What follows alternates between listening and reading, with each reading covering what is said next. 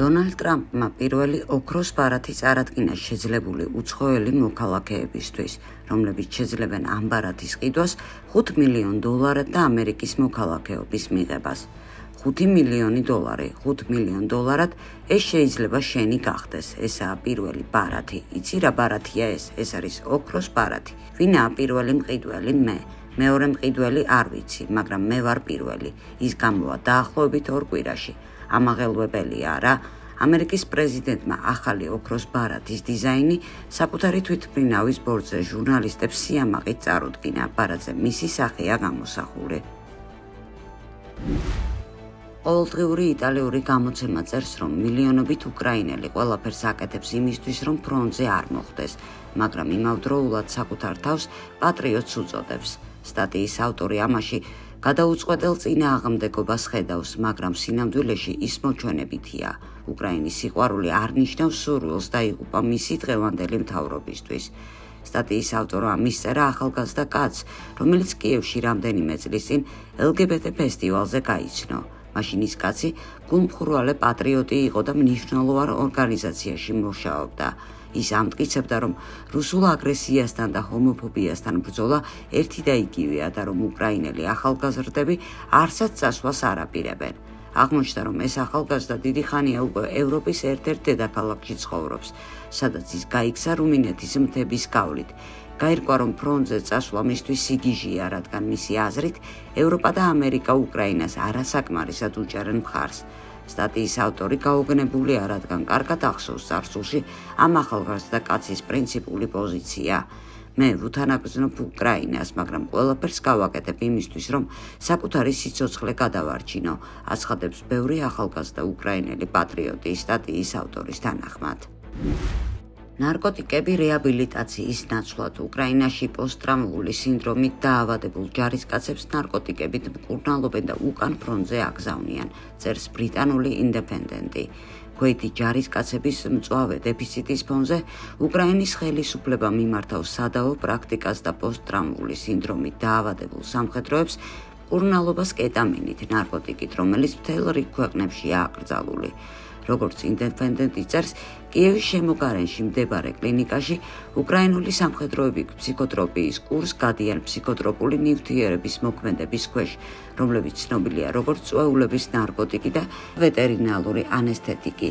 ოფიციალური მიზანი ჯარისკაცების საბრძოლო ფორმაში სწრაფი დაბრუნება და რაც შეიძლება მალე ფრონტის წინაშე ხაზზე დაბრუნებაა. სპეცრაზის ყოფილმა ექიმმა, ახლა კი ნარკოდამოკიდებულმა ქალმა გამოცემას უამბო, რომ ჯარში რამდენიმე წლიანი მსახურების განმავლობაში გადაიტანა უამრავი აფეთქება, ხერხემლის ტრამვა და ტვინის მუდმივი შერყევები. მას ჰქონდა სიბრაზის შეტევები, უძილობა და ქრონიკული დაღლილობა. მას არ ახსოვს თავისი ცხოვრების 2 თვე და იტანჯებოდა მუდმივი თავის ტკივილები და კონტროლის სრული დაკარგვის განცდით. თუმცა ეგრეთ წოდებულმა კეთილმა ადამიანებმა ურჩიეს მას კიევის ფსიქიატრიული საავადმყოფოსთვის მიემართა, სადაც ვეტერანებს მკურნალობენ. იქ ექიმების ხელმძღვანელობით დაიწყეს კეტამინის თერაპიის გამოყენება პოსტტრაუმული სინდრომის მძიმე ფორმებთან საბრძოლველად.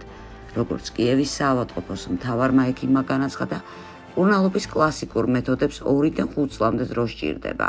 კეტამინური თერაპიის წყალობით შედეგებს ბევრად სწრაფად აღწევენ, განსაკუთრებით ფრონტზე ჯარისკაცების დეფიციტის პირობებში. გარდა ამისა, ექიმმა დაიტრაბახა, რომ ამ ეგრეთ წოდებული მკურნალობის წყალობით პაციენტების 80% კლინიკიდან კვლავ ბრძოლის ველზე ბრუნდება. იტალიის ქალაქ ტურინში ასობით სტუდენტი გამოვიდა ქუჩებში მოთხოვნით დააფინანსონ განათლება და არა ომი. ზოგიერთმა დემონსტრანტმა მწარმოებლის კავშირის შენობის ფასადს წითელი საღებავი შეასხა ევროკავშირის და ნატოს დროშები დაწვა. მომიტინგეებმა პამიდრები ესროლებს ქვეყნის პრემიერის მელონის, ასევე ურსულა ფონ დერ ლაიენის და სხვა პოლიტიკოსების გამოსახულებებს. რომში ოპოზიციურმა 5 ვარსკვლავის მოძრაობამ ბრუსელის გადაიარაღების გეგმის წინააღმდეგ მასშტაბური მსვლელობა გამართა. მოძრაობამ ორგანიზება გაუკეთა მანიფესტაციას ევროკავშირის ახალი თავდაცვითი სტრატეგიის წინააღმდეგ და მოითხოვა 800 მილიარდი ევრო განათლებასა და ჯანდაცვას მიმართონ. მომიტინგეებმა გააკრიტიკეს იტალიის მოქმედი მთავრობა მელონის ხელმძღვანელობით და მოძრაობის კონკურენტები მემარცხენე პოლიტიკური ბანაკიდან.